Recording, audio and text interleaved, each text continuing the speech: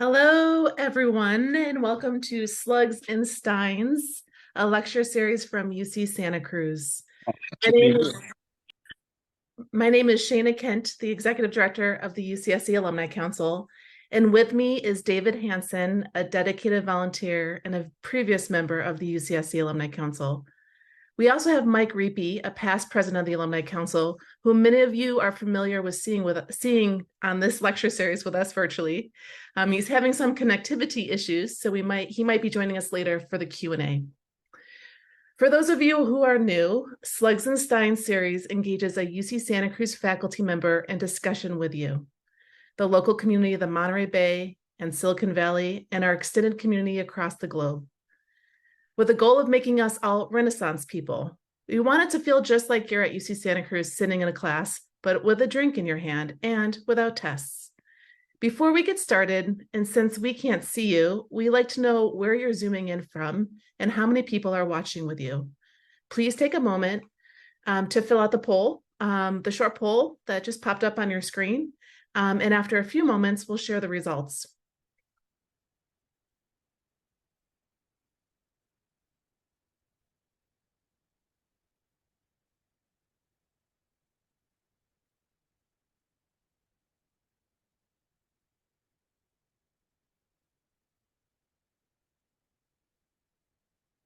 Great. So it looks like for most people, you're in the company of the folks on the Zoom screen with us. There's about 30% that's viewing with someone else, which is great. And then there is someone here, a party here, making this a watch party from their home. In terms of where people are calling in from, it looks like we have over 40% calling in from Santa Cruz County, which is great.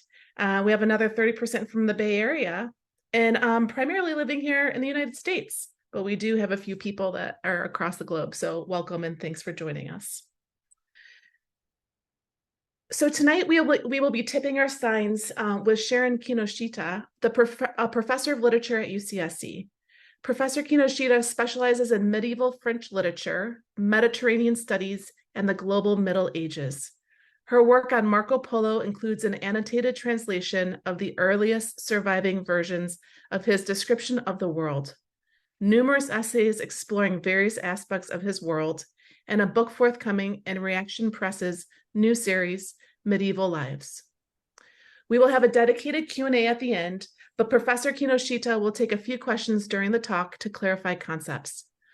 Well, whether it's for the end or the middle, please don't wait until the last minute to type your questions in the Q&A box.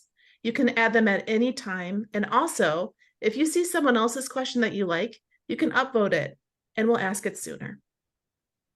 In a few days, you'll be able to find this lecture on the UC Santa Cruz Arts and Lectures YouTube channel, and we'll post the link in our social media channels and follow up, and also with a follow-up email. All right. Okay. Does everyone have their stein? Great. Well, I've got your slug. Welcome, Professor Sharon Kinoshita. Thank you, Shana. And I'd like to thank the Slugs and Stein Committee for this invitation to share my work with you. So David and Mike, Shana, and Diana, thank you very much. And for those of you out there in the audience, thank you so much for choosing Marco Polo over Monday Night Football. So I will start sharing my screen. Let's see. Always an adventure with the Zoom. Okay.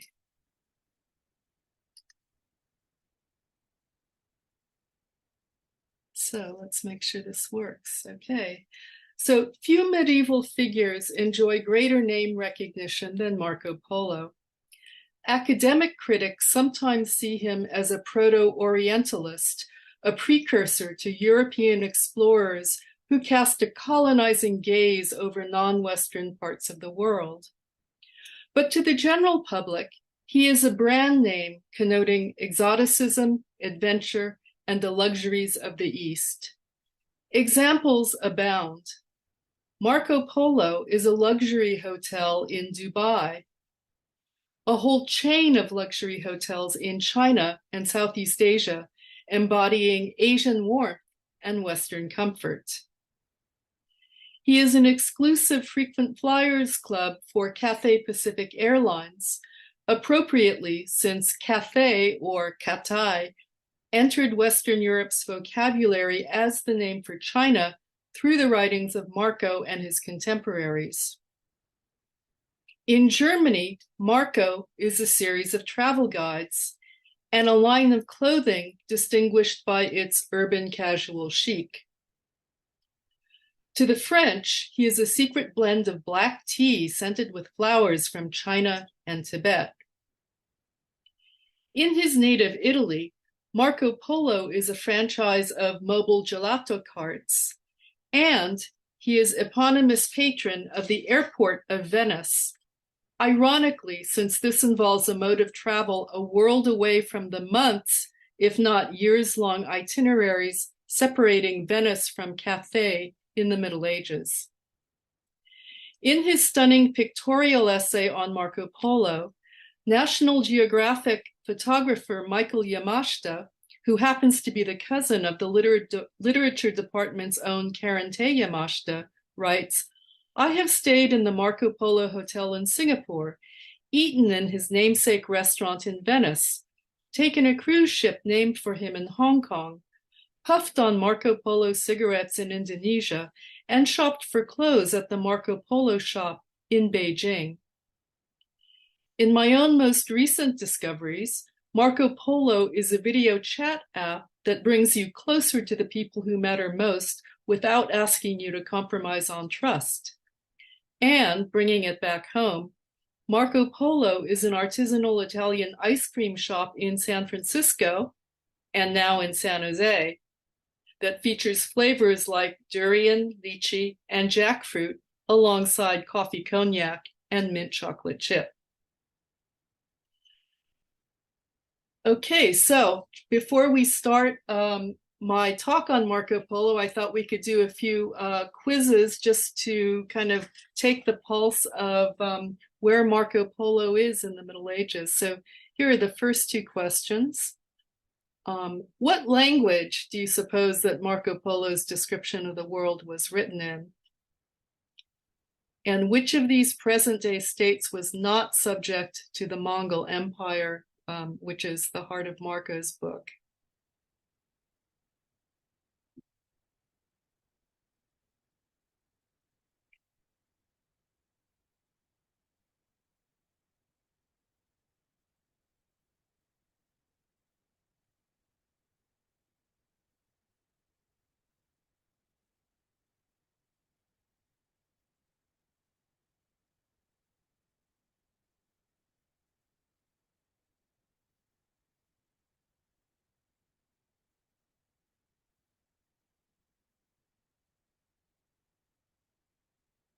Okay, very interesting answers. The correct answer coming in at 19% is Old French, counterintuitively, but we'll get to that in a second. And then let's see. 80% of you got this right, which was not subject to the Mongol Empire, Japan, because of course, famously, Kublai Khan tried to invade Japan twice, but was thwarted by the kamikaze, the divine wind. So very good. Okay, there are a few questions that I wanted to throw up there that didn't, let's see, didn't work into the multiple choice format. So I'll just give you a chance to ponder this. So I think these are events that many or most of you will have heard of, but see if you can situate Marco Polo in relationship to these events: the Black Death, the 100 Years' War, the First Crusade, and the invention of the printing press. So I'll give you 10 seconds.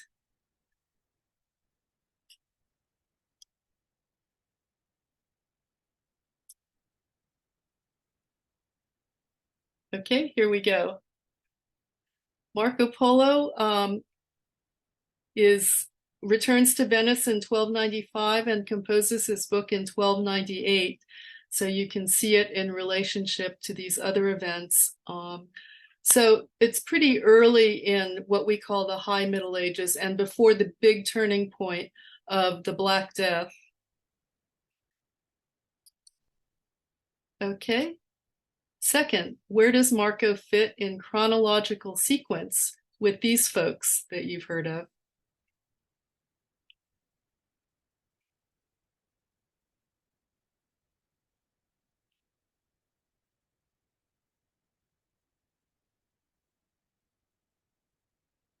And the answer is Marco Polo's right in the middle.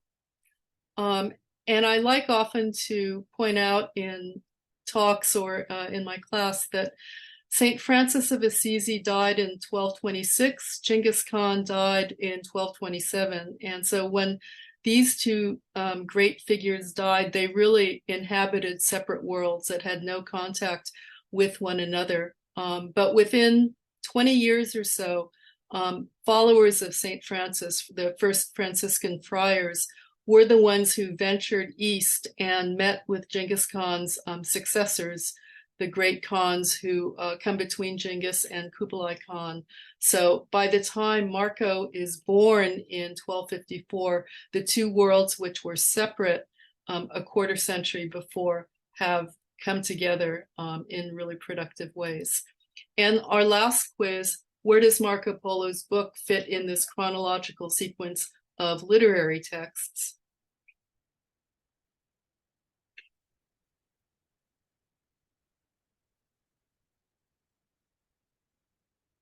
Oops.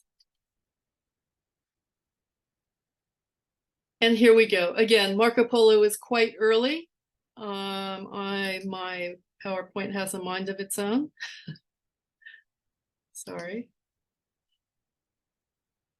Okay, coming in the 13th century, which is pretty early for the texts that typically get read in courses on medieval literature and culture, but before Dante, before Boccaccio, and before Chaucer, about a century before Chaucer. Okay, so I hope that you had fun with that poll. Okay, the source for all of these images and impressions is the book usually known in English translation as Marco Polo's Travels, but whose original title was The Description of the World, or Le Divisement du Monde in the original French. It was composed by Marco, a Venetian merchant, in collaboration with an Arthurian romance writer called Rustichello of Pisa in 1298, while both were imprisoned in Genoa. This date, 1298, places it near the exact midpoint of a remarkable century when the Mongol conquests of Genghis Khan and his successors, resulting in what is conventionally called the largest contiguous empire ever seen, had produced a world of unprecedented travel, communication, and interaction. Their original does not survive, but the copy widely acknowledged to be the closest to it was made a dozen years later in about 1310. Like the lost original, it was composed in French, or rather in Franco-Italian, the name that modern scholars use for the French widely adopted in the second half of the 13th century by non-clerical Italians who wished to write in the vernacular, in the generation before Dante's Commedia elevated his Tuscan dialect to the prestige of a literary language. This description, or divisement, was subsequently translated into a spate of languages, most notably Latin, which many of you guessed, and so you're not far off, in a version that proliferated widely among members of the Franciscan and especially the Dominican orders in their expanding missions into the Islamic world and beyond. It was also rewritten in a French that was grammatically and stylistically more quote-unquote correct than the ragged Franco-Italian of the earlier copy.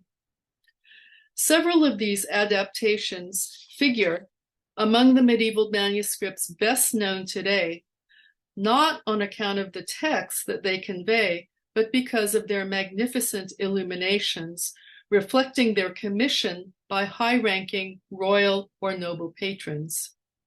These include versions entitled The Book of the Great Khan and The Book of Marvels. In comparison, the manuscript preserving the Franco-Italian text, today in the French National Library in Paris, is humble, lacking any illuminations. But as grammatically rough and artistically unprepossessing as it may be, this so-called F text is compelling precisely in its rawness and irregularity. The description of the world, as it survives in the Paris manuscript, consists of 233 chapters, varying in length from a few short lines to several pages in the modern printed edition. It falls into four main parts: a prologue narrating the Polo's two journeys to the court of Kublai Khan, the first made by Marco's father and uncle in the 1260s, and the second made by the trio between 1271 and 1295. The book proper, devoted in the main to the vast territories under Mongol rule. The Book of India, describing the lands bordering on the ocean sea, beginning with Japan and sweeping down through peninsular and insular Southeast Asia to the coastal regions of India and across the Indian Ocean to the east coast of Africa. And finally, a coda, ostensibly on Greater Turkey, but mainly recounting the histories of conflict within and between the Mongol Khanates ruled by various branches of Genghis Khan's descendants. Among these 233 chapters, the description of the world includes many diverse narrative types. Most numerous by far are the entries devoted to specific cities, provinces, or kingdoms. The entry on the northern Chinese city of Hezhongfu in modern Shanxi province is typical.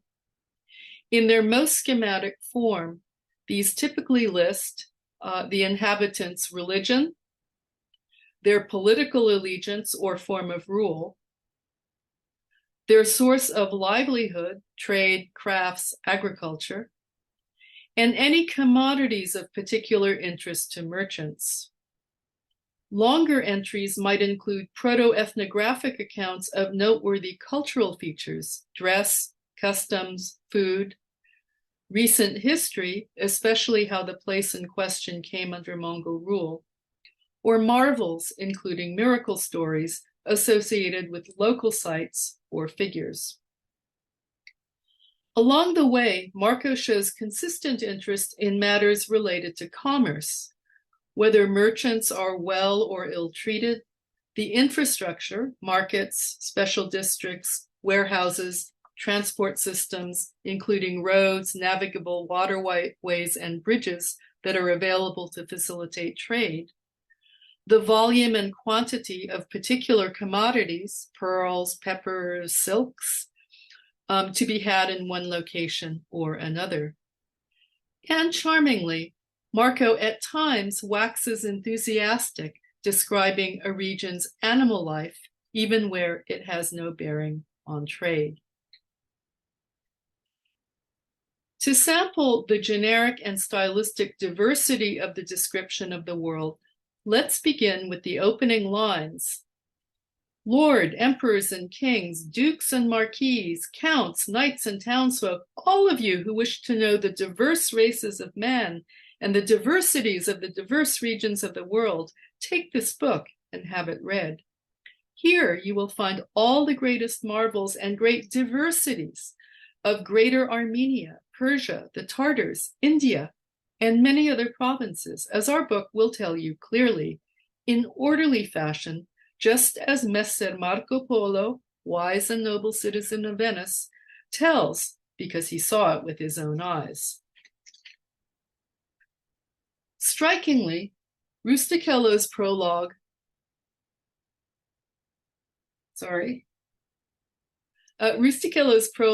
begins with 4 iterations of the adjective diverse or the noun diversity.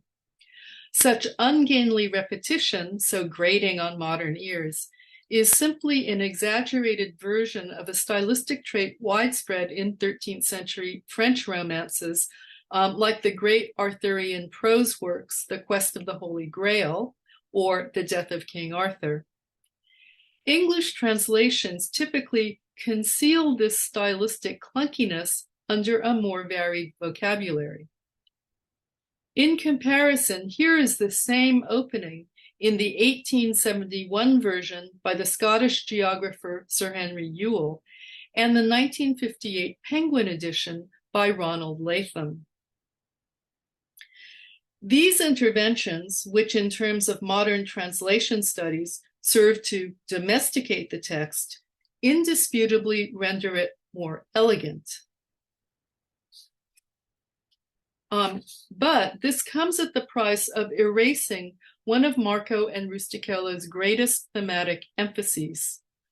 Such an opening is entirely appropriate in a textual tradition that, as we have noted, is itself characterized by diversity of languages, of manuscripts, and of titles.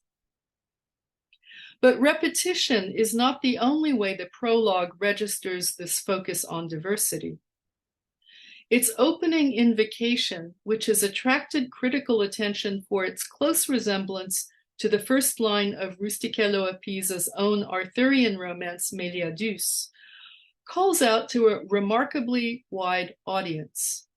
Two previous reports on the Mongols, composed in Latin by the Franciscan friars John of Plano Carpini in the 1240s and William of Rubruck in the 1250s, were addressed to Pope Innocent IV and King Louis IX of France, respectively.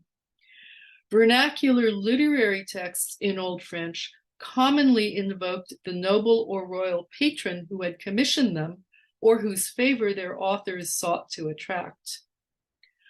Rustichello, in contrast, casts an exceedingly wise net, beginning with imperial, royal, and noble listeners at the very top of the secular hierarchy, but moving quickly down the social scale to knights and townsfolk, before finally throwing open the gates to anyone who wishes to hear of the diversity of the world. Conspicuously absent are clerics of any kind from the Pope on down, who, as we have seen, would receive their own customized version in Fra Francesco Pipino's Latin translation. Meanwhile, Rustichello's prologue, in sum, represents an audacious act of social imagining, assembling a virtual readership unthinkable in any face-to-face gathering. Perhaps it is not a stretch to attribute the diversity of discourses found in the pages of the description, to which we will turn in a moment, to this diversity of audience. A second thing to note in these lines is Rustichello's summary of the book's contents. All the greatest marvels and great diversities of Greater Armenia, Persia, the Tartars, India, and many other provinces.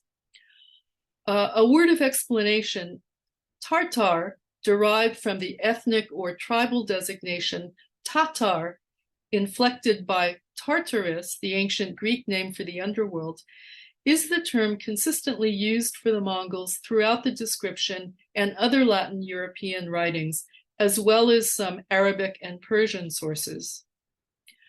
But notice here that conspicuously absent is any division of the world into capital E East and capital W West, a binarism widespread in modern studies of Marco Polo.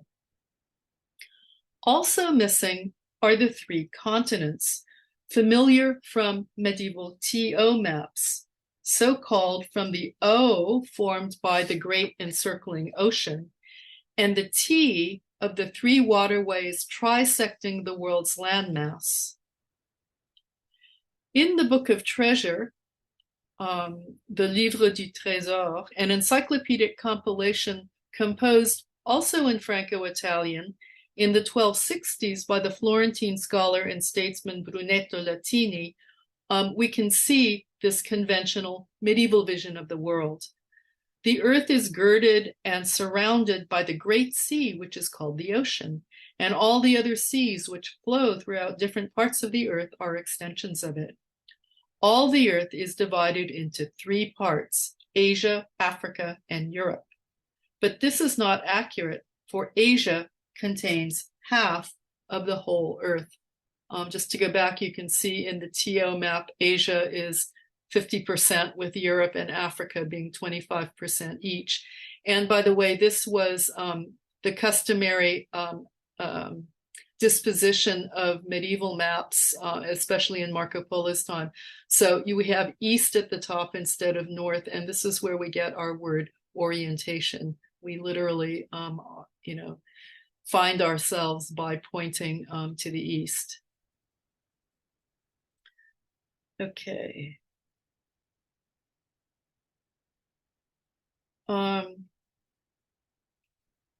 Perhaps most strikingly, the prologue makes no mention of China, the land most closely associated with Marco Polo in the modern imagination. Rather, Rustichello offers us an accumulation of geocultural entities, Greater Armenia, Persia, the Tatars, India, and so forth, an expandable frame that highlights the multiplicity and diversity of the 13th century world. Okay, before launching into the next part, let me pause to see if there are any questions of clarification. Yes, indeed. Don has a clarification question. There are a number of other good questions out there, but we're going to hold those in reserve to the end. The clarification question he has is that recurrence of diversities a holdover from oral traditions? That's a great question. I think in part it is, but actually prose is a revolutionary new thing coming in at the beginning of the 13th century. The Old French that we have before that is in various different verse forms. So prose is, they're introducing it and they're figuring out how to use it. And there's a lot of redundancy built into the prose, so that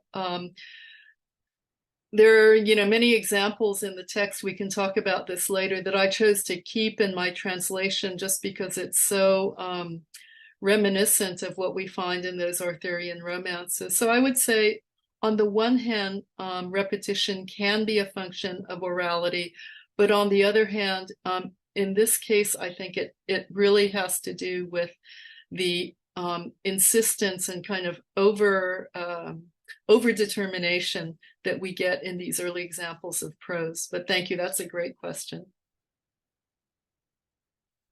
So is that it, David? We can move on? Yes. Okay. Good for now. So, take a bottle of pumpkin pie spice off your shelf. Of its most common ingredients, only allspice, so named because it is thought to combine the taste of all the others, comes from the New World. The rest, cinnamon, ginger, cloves, nutmeg, all originate in South or Southeast Asia. How did such spices reach Latin Europe?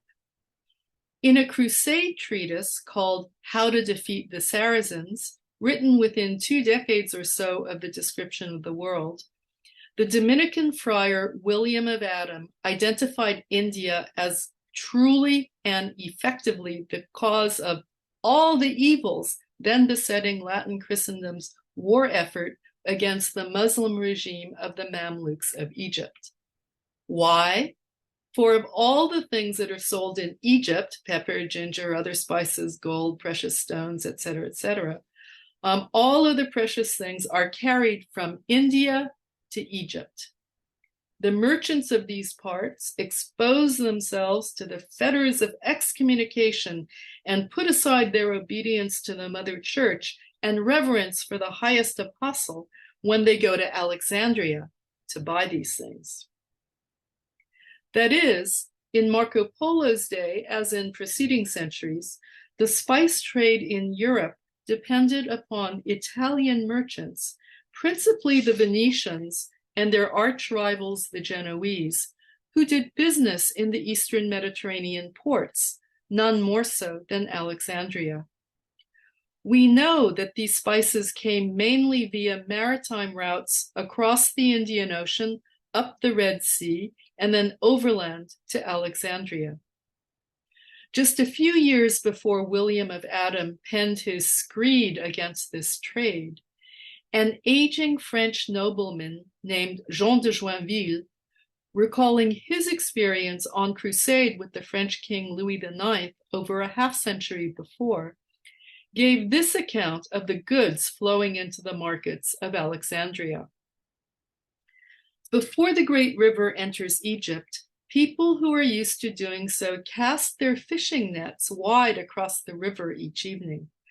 When morning comes, they find in the net such goods as are sold by weight when imported into this country, by which I mean ginger, rhubarb, aloewood, and cinnamon. It is said that these things come from the earthly paradise, that the wind brings them down from the trees in paradise, just as in this country, the wind brings down the dry wood in the forests. This description of the Nile unfolds on two levels, both equally fanciful. The account of Eastern spices fished from the river, and a second-hand explanation, it is said, of their ultimate source in the earthly paradise, evoking the four rivers of paradise of Genesis 2:10 through 14. The fact that such an account could be written in the first decade of the 14th century illustrates the disparity of perspectives on the India trade, even among people living in close geographical or cultural proximity. For William, the Crusade apologist, the Western pursuit of Eastern luxuries was to be condemned because of the way it enticed Christian merchants to do business with, and thus to profit, the Mamluk sultans of Egypt. For Jean, a veteran of the French king's mid-13th century crusade in Egypt, exotic goods from the East were flotsam harvested from the Nile, originating in one of the four rivers of paradise. In this light, let's turn to what Marco Polo has to say of Malabar, the southwest coast of India, in the modern-day state of Kerala. In this kingdom, there's a great abundance of pepper and ginger, too. There is also a lot of cinnamon, and there is also a great quantity of other spices. Far from a routine inventory, we can understand how this passage would have been a tantalizing revelation for his contemporaries. Now, black pepper, piper nigrum, is in fact native to this region, and which remained its primary producer through the 16th century, and, as the foodies among you will know, is still associated with it. Peppercorns were grown in the interior highlands, then trafficked by middlemen to Muslim merchants in coastal settlements like Keelon, modern Kollam, Hili, and Gujarat, which Marco likely visited on his homeward journey through the Indian Ocean. From there, they were shipped by sea, both westward to the Islamic world and eastward to China. During their time serving the Great Khan, the Polos would have surely been placed among the Semuren, the varied peoples comprised largely of Central and West Asians, Turks, Persians, and Arabs, charged with many of the administrative functions of empire. For this cohort, the ultimate source of the pepper, ginger, cinnamon, and other spices of Malabar, or the pepper, nutmeg, spikenard, galangal, kubeb, cloves, and all the expensive spices you can find in the world to be had on the great island of Java, would have been common knowledge. But for Western merchants who had long acquired them only in Eastern Mediterranean entrepôts like Alexandria, such mentions would have been riveting sources of intel. When we think of the spice trade, we naturally think of these commercial routes from South and Southeast Asia going westward through the Middle East and into the Mediterranean.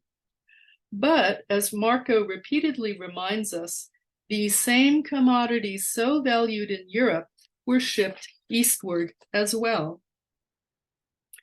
Zaitun, modern Quanzhou, on the Straits of Taiwan, was the great port of the southern Sung Empire, conquered by Kublai Khan shortly after the Polos reached China. It was a bustling commercial hub linking the maritime trade from South and Southeast Asia with land routes, both regional and long distance. As Marco describes, in this city is the port where all the India ships come with many commodities and luxuries, with many precious stones of great worth, and with many big, good quality pearls. To this port come all the merchants of Mangi, southern China. Consequently, such a great abundance of commodities and stones come and go through this port that it's a marvelous thing to see. And from this city and port, they go throughout the entire province of Mangi. I tell you that for each shipload of pepper going through to Alexandria or other places to be carried to Christian lands, 100 come to this port of Zaitun, for you must know that this is one of the 2 ports in the world where the most merchandise comes from. For his Western audience, this notion of a distant, previously unknown port receiving 100 times the pepper that reached Alexandria must have seemed beyond belief. A reminder that for his contemporaries, the greatest marvels that Rustichello promised in his prologue were commercial, every bit as natural, supernatural, or cultural. Let's take another pause and see if you have questions of clarification.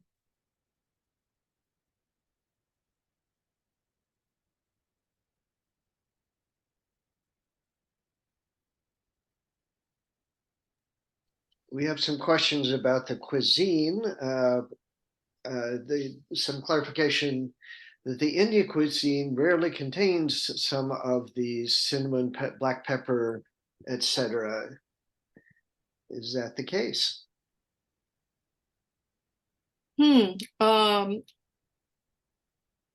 I can't really speak from expertise, and I especially can't speak for, what the medieval cuisines may have looked like.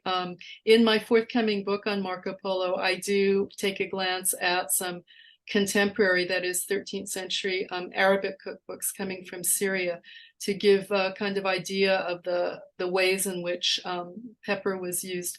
My favorite recipe that I've come across in researching Marco Polo comes from a kind of dietary / medicinal manual that was composed in China in about 1330 for the emperor, who was then Kublai Khan's great-grandson. And although there are a lot of spices coming from all over the place and reflecting the kind of the great reach of the Mongol Empire with Persian and Arabic and Chinese cuisines, it retains a heavy emphasis on sheep, which was, of course, what the nomadic Mongols ate most of all. And my favorite recipes say things like, take a sheep, cut it up, boil it until it is overdone. And then you do this and that with the broth or the various organs. So rhubarb was mentioned on the list of spices. How was it used? Sorry? Rhubarb, was it used fresh? Was it used dried? How was it used? It's mentioned as a spice. Yeah, rhubarb is used in the West. I'm not sure that it's identical with what we think of rhubarb, but it was used, I think it was used dried. It was used medicinally in Western Europe. And I mean, in medieval Europe, as across the Islamic world also, good health was seen to be a balancing of the so-called 4 humors of the body and a kind of balancing of warm, cold, moist, and dry. And so these spices were often used to balance or correct. And my favorite example is I always say, today you might go to a upscale Italian restaurant and have melon and prosciutto for your appetizer. Well, in the Middle Ages, the prosciutto or the ham, which was hot and dry, would have been a good check against the melon, which would have been cold and moist and really dangerous for you. So you really needed that hot, dry ham to just counteract the danger of that melon. So, Zaytun, there are several questions, a couple different questions. They'd like that to be located on a map if you could. Where is that? I think it's here. Yeah. So it's on the Straits of Taiwan. It is the modern city of Quanzhou, and it's no longer it was the major port for this southern trade in the 13th century. It lost its prominence after that, and I'm not really sure whether there are reasons. I mean, often the important ports in history change because they get silted up or there's an earthquake or something that damages the port. So I'm not sure exactly why Quanzhou loses its prominence, but also no, I was going to say something else, but that was about another city. Sorry, I can't say more. Okay. That's it for now. Thank you. Okay. Okay. So I had finished the last section talking about how much Marco Polo is associated with China. So in the 1990s, sinologist Frances Wood published a book entitled "Did Marco Polo Go to China?" strongly suggesting that he did not. Her allegation was quickly refuted by a number of specialists on both Mongol and Chinese history. And in the afterword to the subsequent American edition of the book, Wood herself walked back the claim, the result, she explains, of having consulted, quote, modern versions of the text cobbled together from a great variety of versions, close quote. Skepticism surrounding the truth of the description, however, still crops up occasionally in the popular press and goes to show how much in the modern imagination Marco Polo is associated not with the Mongol Empire, as he himself would surely have claimed, but with China. So let's turn to his account of the greatest city in Kublai's empire, and may have in fact been the largest city in the world in the 13th century. Modern Hangzhou, known to Marco Polo under the Persian name Kinsai. Today, a garden city located just 1 hour by speed train from Shanghai and touted in tourist literature as the Venice of the East, Hangzhou, under the name Linan, had become the capital of the southern Sung after they were chased out of northern China in the early 12th century by the Jin dynasty conquest. Fleeing south of the Yangtze River, the Sung emperor adopted Hangzhou as his temporary residence, pending a reconquest of the north that never came. Originally, its picturesque landscape of hills and waterways served as added protection against invaders who, like the Mongols a century later, conducted their campaigns on horseback. Even before becoming the capital, it had served as an important port for overseas trade. Besides the many artisans and merchants it attracted, the influx of soldiers and bureaucrats linked with the imperial regime brought its population under the southern Sung to a peak of perhaps 1.5 million. With the Mongol conquest and its incorporation into Kublai's greater empire, Kinsai attracted an even more cosmopolitan population.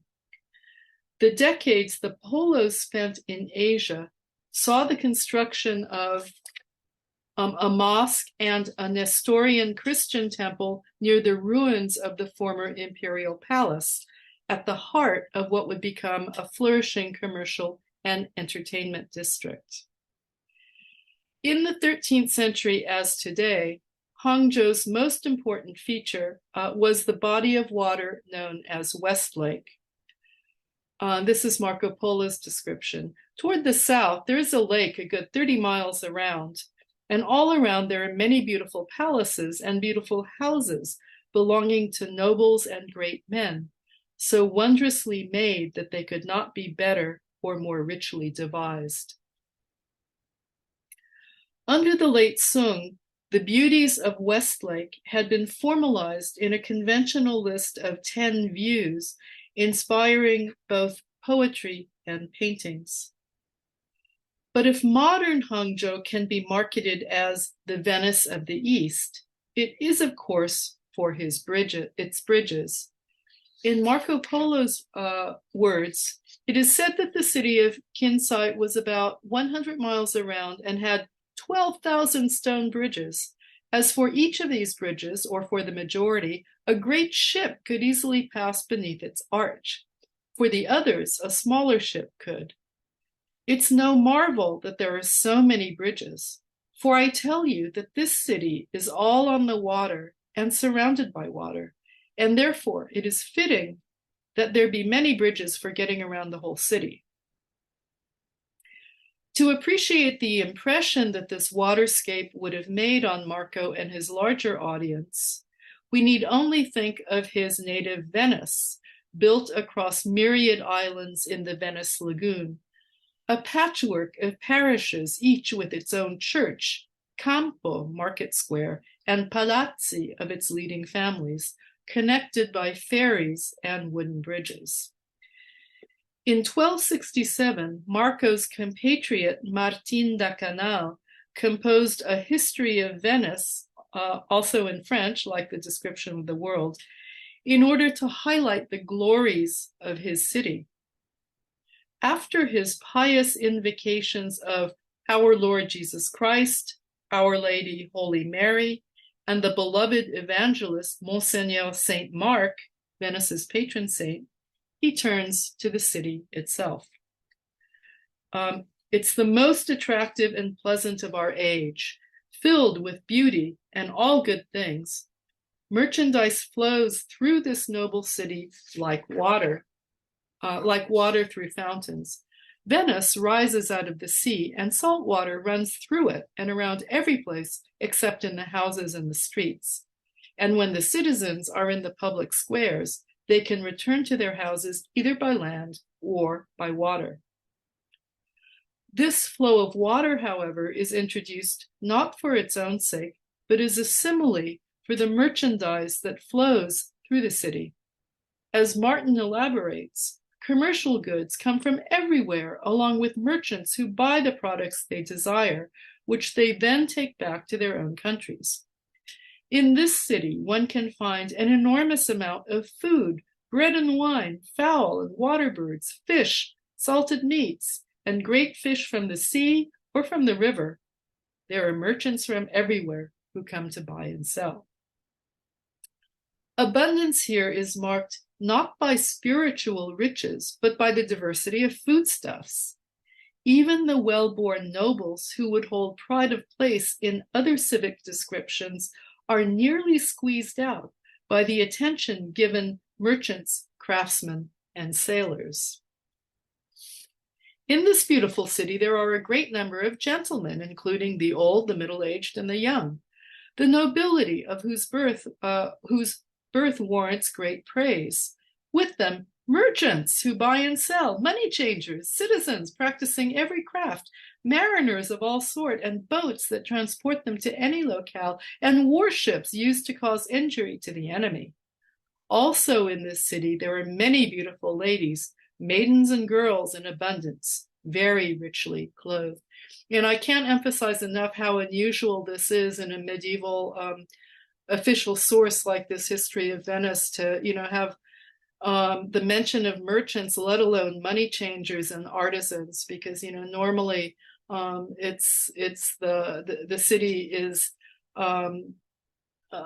identified by its clergy, its patricians, its great citizens. So this is really exceptional and just goes to show the distinctiveness of the Venice from which Marco Polo comes. But all of these glories of Venice, as the Polos would have seen at a glance, were as nothing compared with the wealth, magnificence, and scale of Chinese cities like Kinsai and Quanzhou.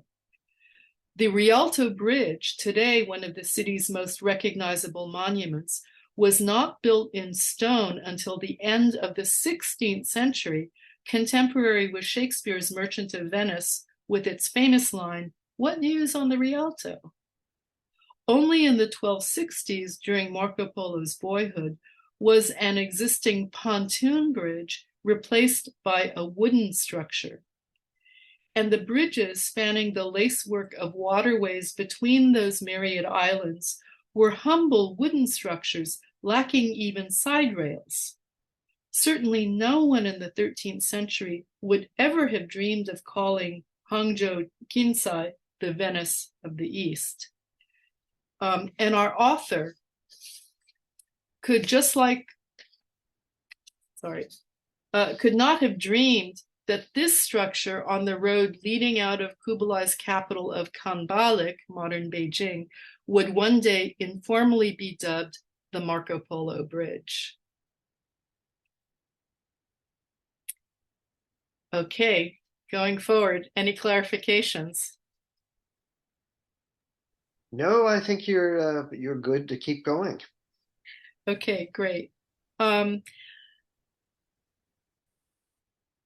Animals were central to life in the pre-modern world in ways practically unimaginable today. Sheep, goats, cattle, camels, and of course horses were fundamental, especially to nomadic pastoralists like the Mongols and other Central Asian peoples.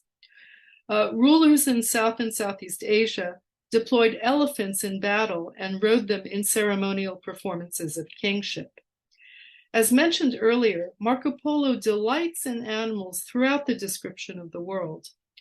The same narrator who dispassionately describes customs like human cremation, which would have been shocking to his Christian audience, reserves some of his most expressive language for accounts of fauna found in various regions of the world. His enthusiasm is often linked to the leitmotif of diversity emphasized in the opening lines of the text. Throughout, cultural difference is domesticated through comparison to familiar Latin European examples like the Nestorian Catholicos of Baghdad, who conducts business, quote, just like the Pope in Rome, or the Indian yogis who Marco calls regular clergy. Animals and birds, on the other hand, stand out for their novelty, as in the case of the Coromandel coast of southeastern India, whose fauna are different from ours in diverse ways. On the southwestern coast of India, Keelung has many diverse animals, including lions, peacocks, quote, different from all others in the world, more beautiful, better, on account of the great heat there, close quote. Most memorably, Badakhshan, the mountainous region in the northeastern part of modern Afghanistan, boasts a multitude of very large sheep with horns a good 6 palms. From these horns, the shepherds make big bowls that they eat from. The shepherds also use these horns to enclose the spaces where they keep their animals. Today, these magnificent animals, the focus of big game hunters and conservationists alike, are known as Marco Polo sheep, or more formally by their Latin name, Ovis ammon poli. Okay. Home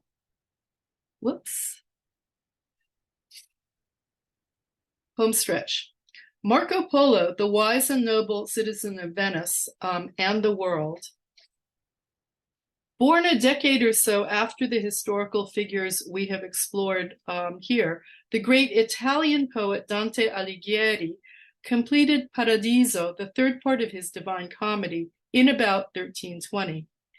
In some oft-quoted lines in Canto 19, Dante wrestles with the question of the injustice of how, quote, a man born on the banks of the Indus, with no one there who speaks or reads or writes about Christ, and dies unbaptized and without faith, can be condemned even though he leads a sinless life.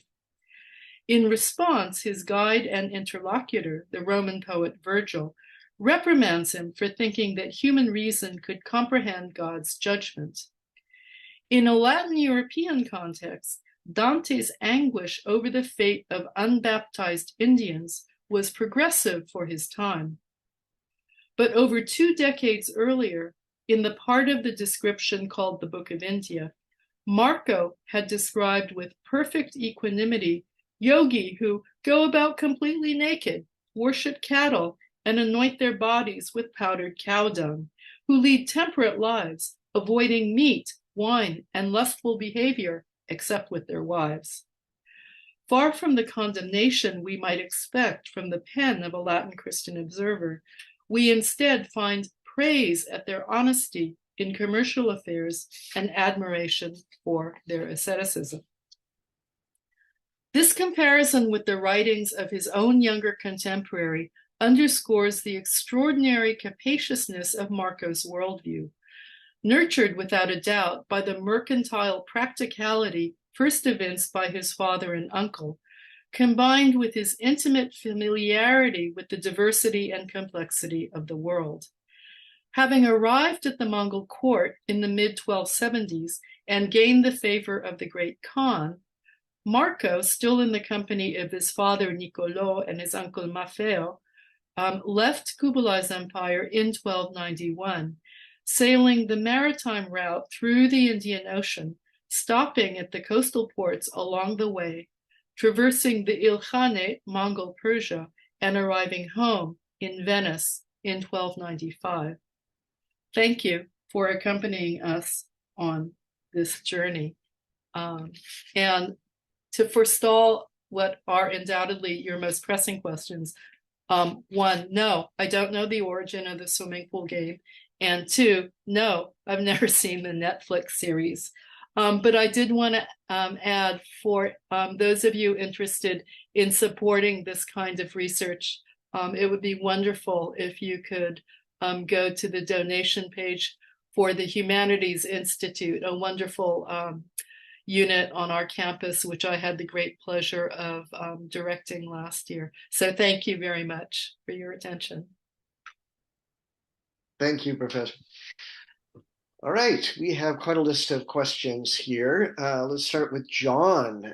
You mentioned Dante actually at the end, and the question is, was there any kind of tie between Marco Polo and Dante? Did they know each other? Did they know of each other?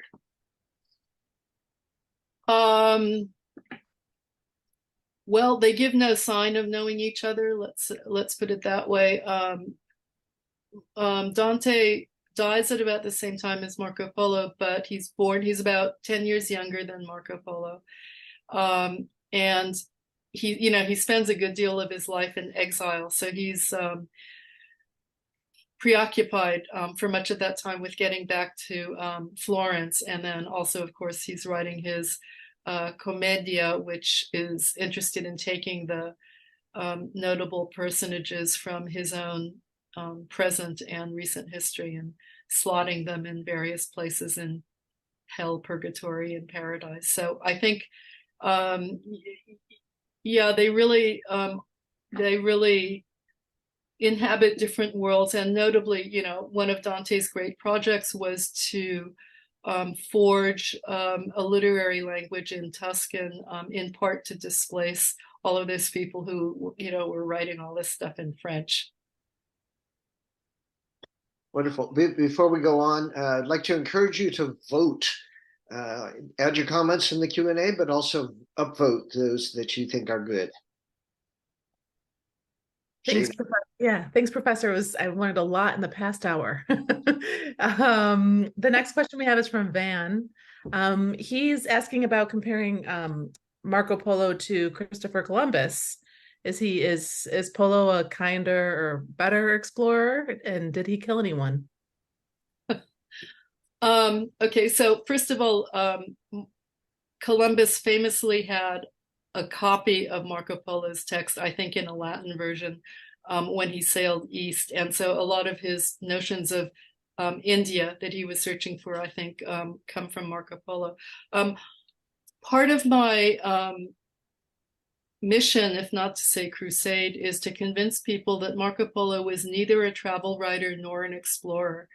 He was a merchant. And so merchants, and then when he got to the Mongol Empire, if we are to believe him, he became a kind of favored protege of the great Khan, Kublai Khan. And so I think he would have participated at some level in the administration of the Mongol Empire. He didn't kill anyone, although there's a part where he says that he and his father and uncle helped Kublai in his conquest of southern China, the southern Sung Empire, by helping them to construct, one of those siege engines at Trebuchet, which is either it's Rustichello getting carried away or it's Marco like fibbing, because that wasn't the case. And the war engines that Kublai used were constructed for him by Muslim, probably Arab helpers. Thank you. Beth asks, are there any contemporaneously documented observations of Marco Polo by members of the cultures he visited? No. There is, for a while, people thought they had discovered a mention of Marco Polo because there's a very famous character in Mongol China whose name was Bolad, who was sent as a kind of minister to the Ilkhan of Persia, who was a nephew of Kublai Khan. And so when you take the name Bolad, apparently Bolad was a Mongolian, but who was educated in the Chinese manner and, just had his pulse on everything scientific and administrative that was going on in Mongol China. When you transliterate his name into Persian or Arabic, Bolad gives something that people for a while thought was Polo, but that's been debunked. So the next question is quite popular. It's had 5 upvotes. It's from David. Why was the book created in the Genevieve jail? Okay, so Italy, as you know, did not come to be a unified nation state until the late 19th century. And notably in the Middle Ages, it was it was just a lot of little, basically kingdoms and city-states. So there were 4 important states that were called maritime republics that kind of vied with each other for control over trade, particularly in the Mediterranean, but in Marco Polo's time venturing even farther out. So the earliest was Amalfi, which is today a beautiful city just south of Naples. That loses its influence the fastest. Then Pisa, whence Rustichello of Pisa, Venice and Genoa. So these city-states were always at war with each other. And in fact, in that the history of Venice that I quoted from Martin da Canal, we would expect that you would find great passages extolling the Venetians' valor in fighting Muslims or something. There is a bit of that, but really the most time he spends is explaining Venetian triumphs over those dastardly Genoese. And so we don't know exactly when Marco and Rustichello each landed in prison in Genoa, but undoubtedly it was through these battles over, basically turf wars over trade. And one interesting fact recently uncovered by Italian philologists that kind of gives a context for the composition of the book is that, these were all merchants basically, but they also were warriors. So a lot of the Pisans who were taken captive were actually notaries and businessmen. So the Genoese, not to waste a good opportunity, put them to work in scriptoria and had them copying out manuscripts. So a lot of the French romances that were produced in late 13th century Venice, late 13th century Genoa, philologists, this is beyond my expertise, but by looking at the style of the handwriting, they can tell that these were actually Pisan. And sometimes even at the end of a manuscript, the scribe will have written copied by, so-and-so in Pisa, from Pisa, languishing in jail, in prison in Genoa.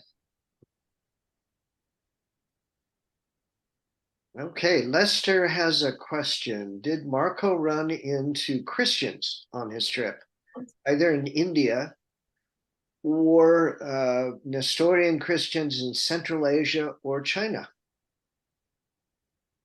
Yeah, let's say that if I said Marco Polo is not a travel writer, the reason that I insist on the original title of the description of the world is that really most of the book is a description of the world. So chapters 1 through 19 narrate the voyages of Marco, his father, and his uncle. But that's basically the only part of the 233 chapters where we get, they went here, they did this, they met that. So when Marco describes the expanse of Asia, he does mention Christians, wherever they are. And, famously, several of the Mongol leaders, especially the women, were Christian. But, Marco makes no particular mention of Christians. Some of the Franciscan friars who write about the Nestorians or other, non-Latin Christians they meet, they just shake their head at how ignorant and how, off base they are in the way they practice their Christianity. For Marco, one of the main categories is merchant. So when he talks about, well, merchants here do this and merchants are treated well or merchants are treated poorly, it's obvious from context that most of those merchants are depending on where he's describing, Muslim or Chinese. So, for Marco, that being a merchant kind of takes precedence over what religion these people are. So the next comment is from Julie. To what extent are we reading backward with respect to multiculturalism, which is a tag word now? Well, as a tag word, we are reading backwards. As a on the ground reality, not at all. Because one thing about empire, and this is I think really important distinction between pre-modern empires on the one hand and modern nation states on the other, is that nation states, as they arise and as they develop, especially in the 19th century, are like geographical cookie cutters, and within the boundaries of your cookie cutter, the ideal, or the Platonic ideal, is for there to be uniformity of ethnicity, of religion, of language, et cetera, et cetera. Empires had no such ideas. So in an empire, in fact, the more people you rule, the more, different kinds of people you rule, the more it redounded to your glory. So we have many representations of empire where the ruler has somehow publicized, how many peoples of different ethnicities or different religions he has under his control.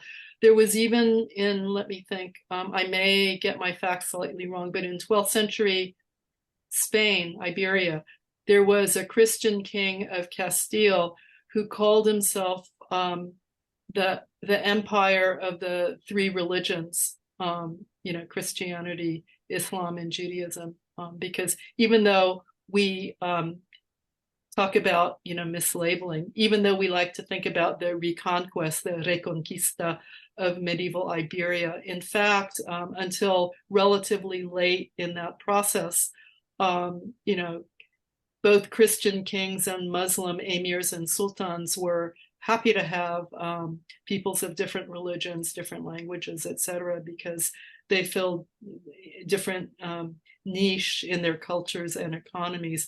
And then symbolically, that ability to say you ruled over different peoples really was, a feather in your crown. Wow, if our modern politicians would think that same way, all of them. I want to encourage you. You did an excellent job, audience, in upvoting. I want to encourage you to go back to the well and do some more upvoting. We have a lot more questions now. Lester asks, he says he's going to Bukhara next month. Do you have any Marco Polo stories from where the modern stans are today? Okay, so, a lot of the most evocative names of Silk Road cities, Bukhara and Samarkand is another example. These cities were pretty well leveled. Marco Polo didn't kill anyone, but the Mongols killed lots of people. And Genghis Khan in particular had swept through Central Asia more than once, and he liked to make examples of cities that resisted him. So Marco does mention Samarkand and Bukhara, but he'll mention that they were a little bit devastated. And one of the words he uses for some of these cities is geste, which caught my attention as a medieval literary scholar, because in the Romance of Perceval, we have, the desolation of the countryside, la terre gaste, which gets translated, for example, in T.S. Eliot, it's the wasteland. So the many areas of Central Asia are gaste, they're laid waste. So what often happens when Marco describes a famous city that's been laid waste is he'll sort of mention that, oh, it used to be a big prosperous city. And then he'll cut to a kind of more legendary or mythical thing. So you get, you get satisfied that you've gotten some narrative about that place, but it's not of the same, formulaic quality as I showed you with some of those other places. This is what the people are like. This is what their economy is. This is what their culture is. So, sorry for Bukhara. Those cities look before or look after. So the next question is from David. What languages did the Polos use to communicate? That's a great question. So early on, Ristikelo says that when Marco showed up in Kublai Khan's court, he amazed everyone because he learned 4 languages and their scripts so quickly. However, he does not tell us which 4 languages those are. So presumably, Marco would have arrived in Asia with a knowledge, obviously, of his native Venetian dialect, presumably with some knowledge of Old French, and presumably with at least a smattering of Latin. What languages would he have picked up then in Asia? Number 1 would have to be Mongolian. I mean, Ristikelo does tell us that the father and uncle on their first trip to Asia learned Tatar, and then, are able to communicate with Kublai Khan in that language. I've just written an essay kind of speculating on the other 3 languages and kind of laying out what their cultures were in the 13th century. So my guesses are Persian, number 1, because Persian was a kind of mercantile lingua franca across much of Asia. And then I think some variety of Turkic, or maybe more than one variety of Turkic. There are a couple of different choices. One is Uyghur, which is the language, of present-day Xinjiang. because the Mongols had conquered the Uyghurs early on, and they had adopted the Uyghurs had devised an alphabet, and so the Mongols adopted Uyghur script in order to write down their language for the first time. The other Turkic language is Kuman, which this was a nomadic confederation which had ruled the steppe basically in the area that's now Ukraine for the centuries before the Mongols came through. But when the Mongols came through, they really devastated and swept out the Kumans, many of whom, like riding as fast as they could ahead of the Mongols, ended up in Hungary. So in fact, in 12th and 13th century Hungary, some Kuman nobility, notably the daughter of one of the chieftains, intermarries with the Hungarian royal house, so that European royalty after that point have at least a little drop of Kuman blood. Oh, and Kuman. So Kuman was a sort of lingua franca for the Western Asian steppe, and in fact, we have multilingual phrase books from around Marco Polo's time, a little bit after, composed probably in the area around Azerbaijan, and it has like 4 or 6 languages, just they're kind of word lists, and anyway, one of them is Kuman. So that's my other guess. Thanks. Kelly asks, was the main trading location for items from the East in Alexandria, or did ships go all the way from China to Europe? No, I mean, I think you have to imagine lots of stages along the way. And I think most of the transport from China through what's now Indonesia to the Indian subcontinent was probably in the hands mostly of Persian and Arab sailors. So, they were obviously they used the different seasonal monsoon winds to traverse various oceanic spaces. So a big transshipment point would have been the city, or what was then the Emirate of Aden, at the southwest tip of the today's Saudi peninsula, because it controls the access to the Red Sea. So the Red Sea is apparently extremely difficult to navigate. So Aden was a big port. They had huge warehouses where there was a very well-developed system. As soon as a ship came in, the inspector would go on board, catalog what was there, and he would levy customs duties and all this stuff. And then the stuff would be transferred to smaller ships, which would sail up the Red Sea and then land somewhere on the west coast of the Red Sea, and then complete the journey overland in Egypt to Alexandria. So you may know that in Roman times, there was a port called Berenike on the west shore of the Red Sea. And recently discovered archaeologically, or at least recently published, there have been like Indian statuettes and stuff and engravings in Sanskrit found in this ancient Roman port on the Red Sea. So it just goes to show the centuries, or not millennia long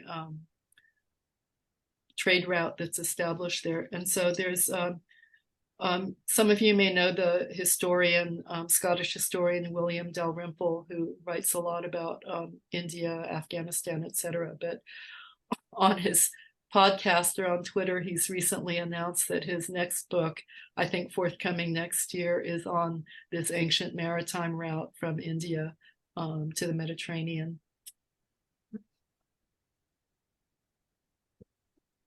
The next question is from Irena. Hi, just want to say hi. She says, what about the Croatian claims that Marco Polo was born on the island of Korčula? Well, Irena, I want you to research this for me, because there's absolutely no documentation from Marco Polo's lifetime that associates him with Korčula. David asks, a different David, why do you think he wrote it? I think it was the fortuitous meeting with Rustichello of Pisa. So Rustichello, we only know him from one other text, which is this really baggy Arthurian romance. The beginning is virtually the same as description of the world. He says, emperor, kings, blah, blah, blah, all of you who wish to know about the many exploits of King Arthur, take this book and read it, So that's our plug-in. So, I don't know, you're bored in prison and you meet this guy and he's been to Asia and you're like, really? Tell me about it and let's write it down. I think so. Marco Polo was surely extraordinary in the fact that he spent, 20 some years away from home.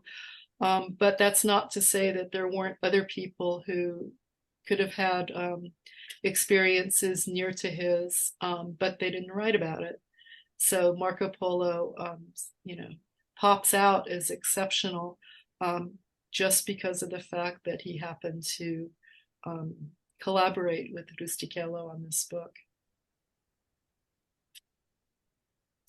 Next question is from Stuart. How did the Polos gain such trust across many localities?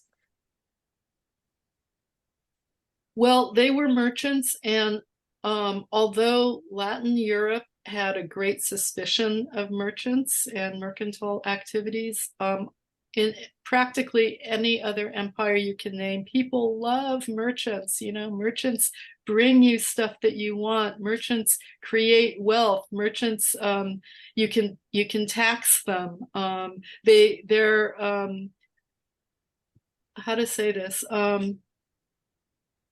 So merchants also can serve as messengers and they can serve as diplomats because, we tend to have distinctive professions called like businessman or diplomat or, like that.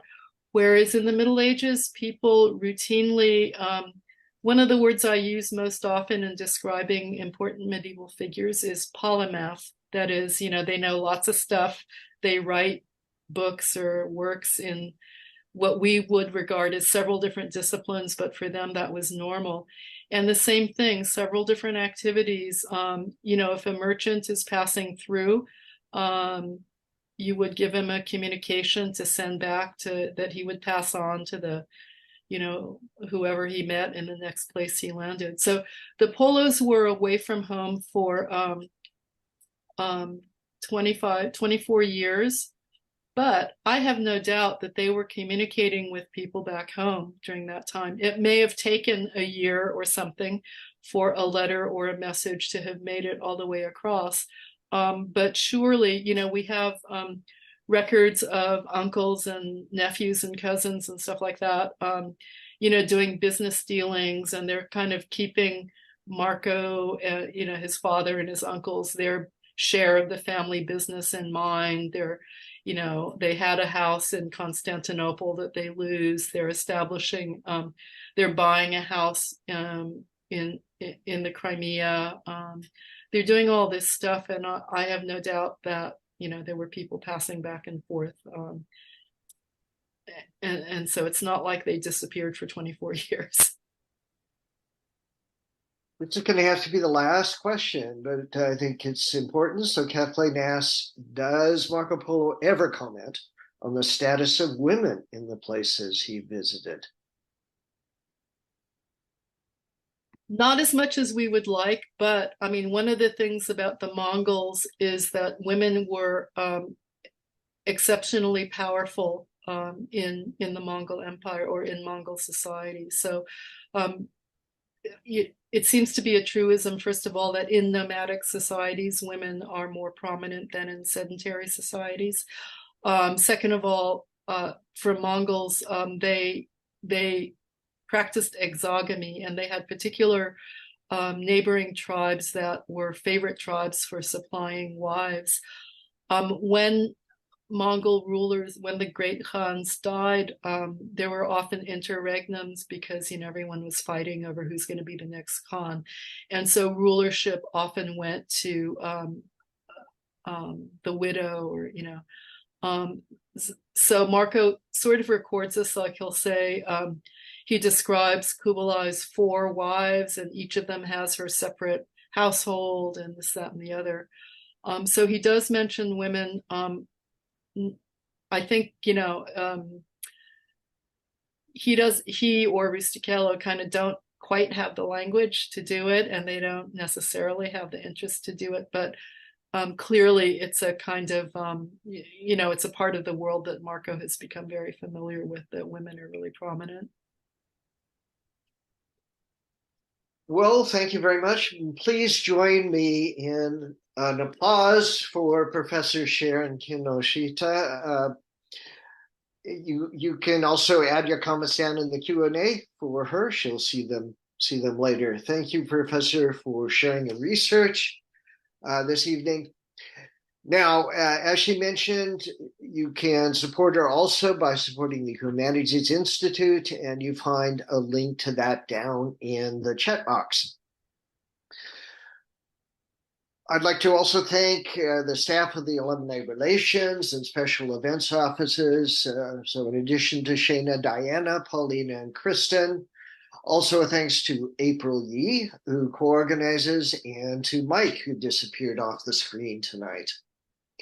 Our next Slugs and Steins will be Monday evening, October 9th, when we'll dive into the world of art and design in digital playable media with Assistant Professor Elizabeth Swenson. Elizabeth's research has focused on metacognitive development outcomes and strategy-based learning in games, taking advantage of the medium's strength in establishing learning through systems thinking and social interaction. Her artistic focus is in exploring issues of imposed identity and on the powerful role language plays in enforcing that identity. Her work has been shown at the Independent Games Festival, Indiecade Festival, and the Games for Change Festival. She came to UCSC out of the Game Innovation Lab in the University of Southern California's School of Cinematic Arts. Well, meanwhile, UCSC has other exciting events awaiting. Check out lectures at our Silicon Valley campus, which this coming period will include talks on artificial intelligence and navigating change in human resources. Or if a concert inspires you instead, there's music this month spanning from classical sitar that is, to rap. Or if you get a kick out of sports, come support slug soccer and volleyball. For a full list of events, check out events.ucsc.edu. So on behalf of the UC Santa Cruz Alumni Association, thank you for joining us, and please come back on October 9th, 6:30 p.m. once again for our next virtual event. Thank you.